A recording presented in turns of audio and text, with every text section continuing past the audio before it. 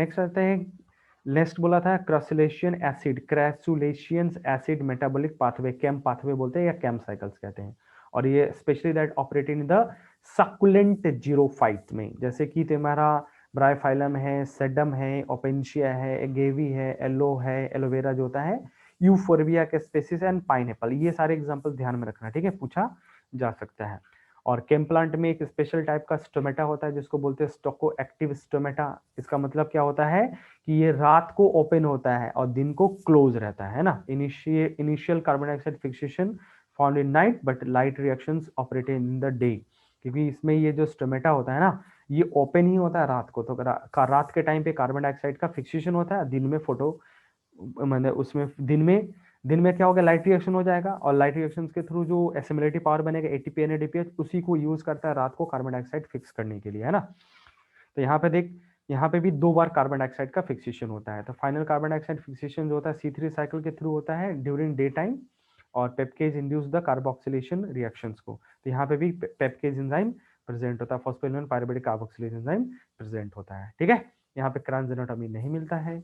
और सेम उसी तरह से इसमें 30 एटीपी एंड 12 एनएडीपीएच लगता है, जैसे कि C3 साइकिल में लगता था, ठीक है। और ऑलमोस्ट इसका जो पाथवे भी देखोगे ना तो सेम होता है, बस अंतर क्या होता है, ये दिन और रात के हिसाब से चलता है। जैसे देखिए यहाँ पे रात और ये दिन के हिसाब से चलता है। तो रात को कार्बन डाइऑक्साइड का फिक्सेशन होता है, यहाँ पे स्टोमेटा रात को क्या रहता है, स्टोमेटा ओपन रहता है, ठीक है। और दिन में क्या होता है, स्टोमेटा ये क्लोज रहता है, ध्यान में रखना, ठीक है। उसी के हिसाब से ऑपरेट होता है। तो देख, पहले कार्बन का फिक्सेशन हो गया पेप्केज से कार्बोक्सिलेज, सेम वही साइकिल होता है, मैलिक एसिड बनता है, मैलिक एसिड क्या होता है, स्टोर हो जाता है वैक्यूल्स में, और फिर जब दिन होता है तो इसमें मैलिक एसिड निकलता है, उसका डीकार्बोक्सिलेशन और कार्बन डाइऑक्साइड निकलता है, और ये C3 साइकिल्स के थ्रू फिक्स हो जाता है और ग्लूकोज मोलिकल्स बनता है तुम्हारा, ठीक है, एकदम सब कुछ वही है। और यहाँ पे पेप्केज, यहाँ पे रीजनरेशन PPD के थ्रू होता है, फॉस्फोपाइरुवेट भी बोल सकते हैं, या पाइरुवेट फॉस्फोडाइकाइनेज एंजाइम्स, ठीक है। ये सेंसिटिव होता है, बस इतना ध्यान रखना कि लो टेम्परेचर पे ये सेंसिटिव होता है, बस इतना, बस इसके साथ प्रॉब्लम है। मतलब जो तुम्हारा C4 साइकिल और जो तेरा कैम साइकिल्स है, ये लो टेम्परेचर को लेके सेंसिटिव होते हैं, हाई टेम्परेचर में इसको कोई फर्क नहीं पड़ता है, ठीक है। और ये रीजनरेशन होगा, फिर से ये साइकिल चलता रहता है, सेम उसी तरह से है, बस खाली जगह अंतर पड़ गया कि ये दिन और रात के हिसाब से होता है, वहां पे मेसोफिल और बंडल सेल्स के हिसाब से होता है तुम्हारा इसमें। क्लियर यहाँ तक? कोई प्रॉब्लम है तो बोल सकते हो। यहाँ पे हम लोग का मतलब समझो कि खत्म हो गया फोटोसिंथेसिस। अब यहाँ पे लास्ट टॉपिक बचा हुआ, फैक्टर इफेक्टिंग द फोटोसिंथेसिस, तो ये चैप्टर भी हम लोग का यहाँ पे हो जाएगा फिनिश। कोई प्रॉब्लम किसी को तो बोल सकता है, बोलो। नहीं सर।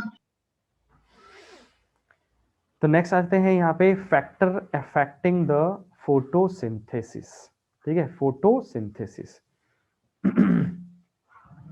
तो यहाँ पे देख, इसको हम लोग पहले 2 ग्रुप में बांट सकते हैं, एक्सटर्नल और इंटरनल फैक्टर।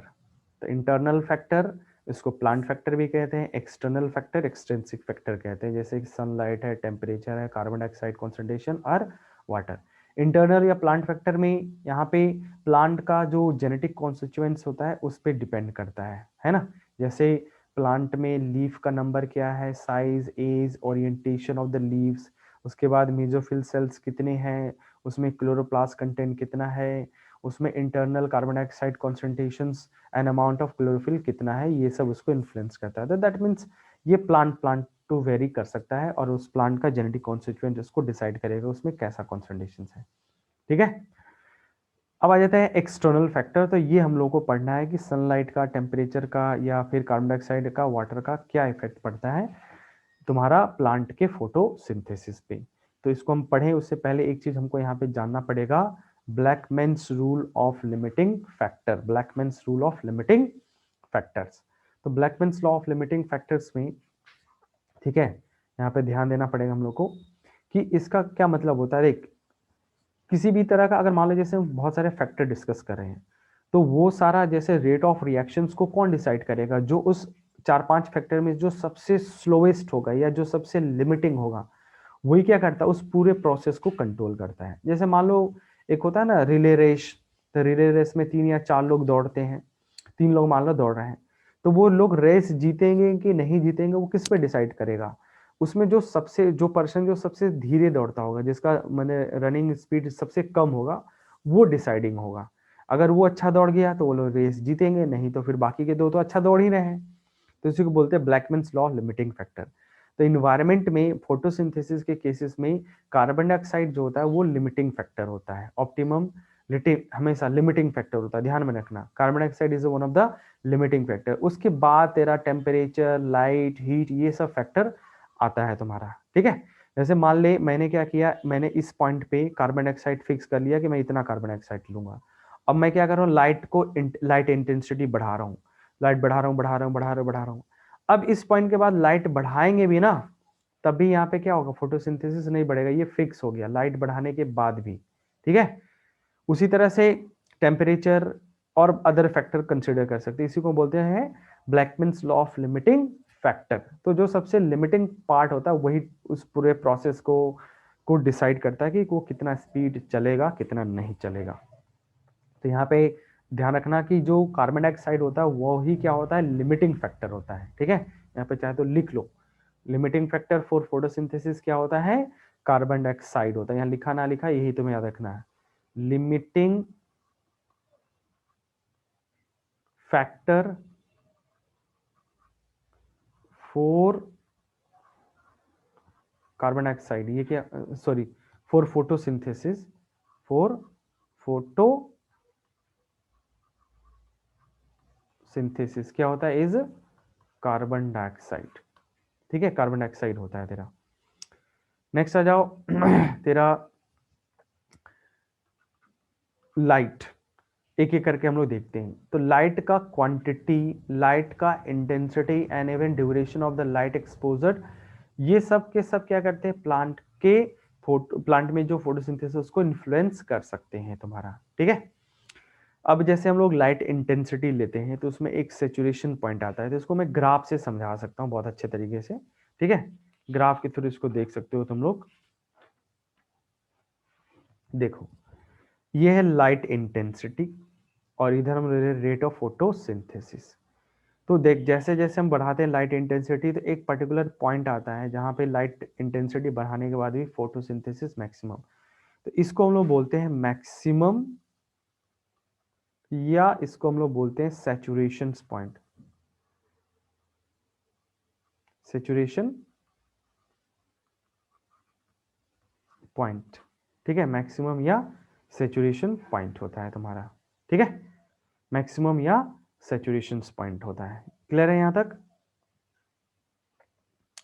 कोई प्रॉब्लम यहां तक? देख एक होता है बीच में कंपनसेशन पॉइंट, यहां पे मैं लिख देता हूं कि ये जो पॉइंट है इसको बोलते हैं कंपनसेशन पॉइंट कहते हैं, that part is the compensation point. तो कंपनसेशन पॉइंट का मतलब क्या होता है, इसको बोलते हैं light compensation point.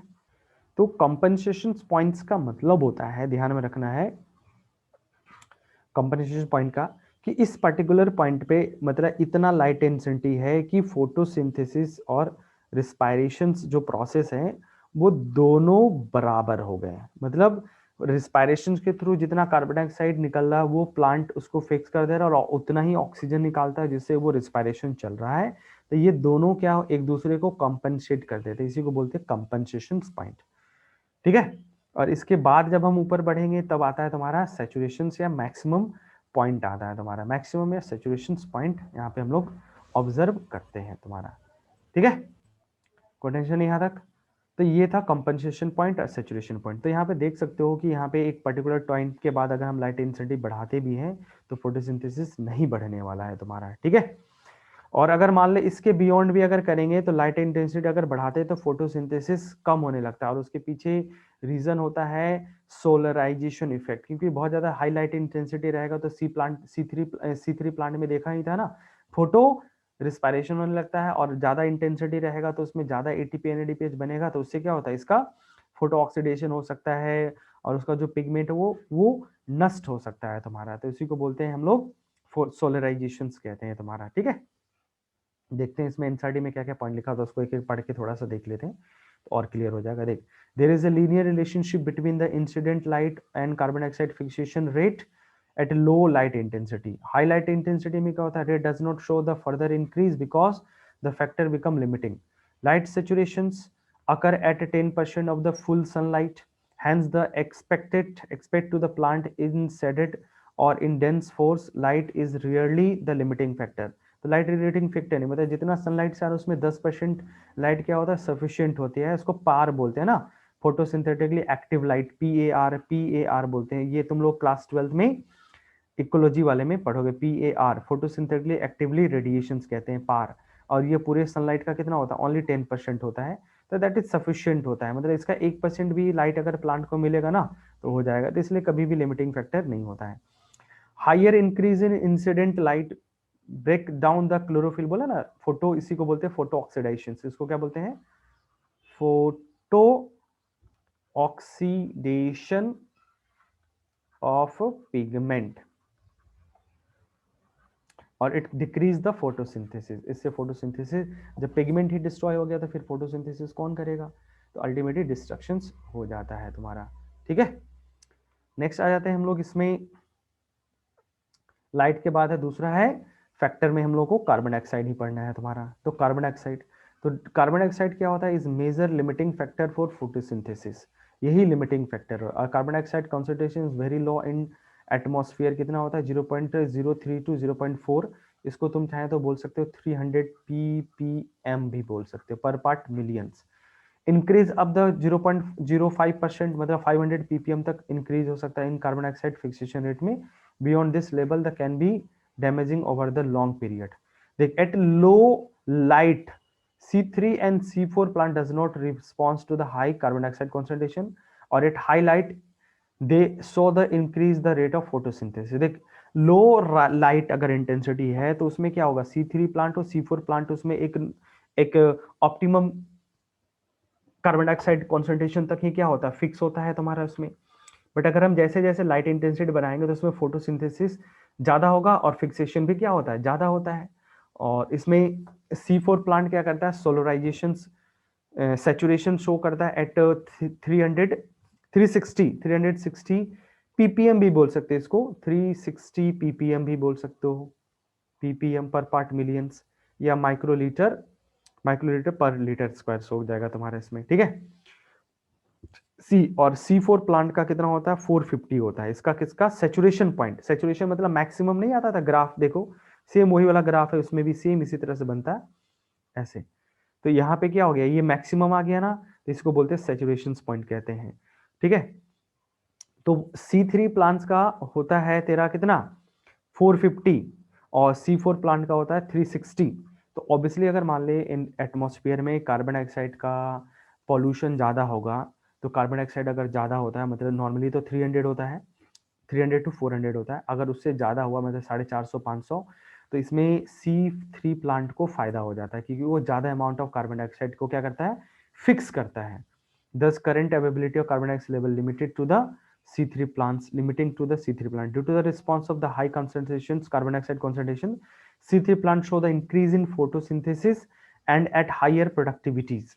This fact is used to some greenhouse crops जैसे टोमेटो, बेल, पेपर वगैरह जो होता है ना इसमें, तो ये सब उसमें क्या होता है, इसके लिए पॉजिटिव हो गया, मतलब मैंने कार्बन डाइऑक्साइड का जो कॉन्सेंट्रेशन एटमॉस्फेयर में बढ़ता है, ग्रीन हाउस गैसेस उसको बोलते हैं कार्बन डाइऑक्साइड्स को, तो इसका पॉजिटिव इफेक्ट होता है C3 प्लांट्स को, उसमें प्रोडक्टिविटी बढ़ जाता है, मतलब कार्बन डाइऑक्साइड फिक्सेशन क्या होता है, बढ़ जाता है। जैसे टोमेटो ग्रीन हाउस में ग्रो करने से उसमें क्या होता है, टमाटर का साइज वगैरह ज्यादा बड़ा होता है उसमें, क्योंकि फूड ज्यादा बनेगा तो स्टोरेज भी ज्यादा होगा ना, तो ये उसको एक अलग से बेनिफिट मिल जाता है तुम्हारा। ठीक है, नेक्स्ट आते हैं हम लोग इसमें कार्बन डाइऑक्साइड के बाद दूसरा जो फैक्टर है वो है तुम्हारा टेम्परेचर। ठीक, चलो ये लास्ट वाला था इसमें टेम्परेचर। देख, टेम्परेचर को सीधे सीधे तुम्हें घुमा फिरा के नहीं कहते, सीधा कहते हैं। अभी जैसे जस्ट आया था, जो C3 प्लांट है उसके लिए ऑप्टिमम टेम्परेचर जो होता है वो 20 से 25 डिग्री C होता है।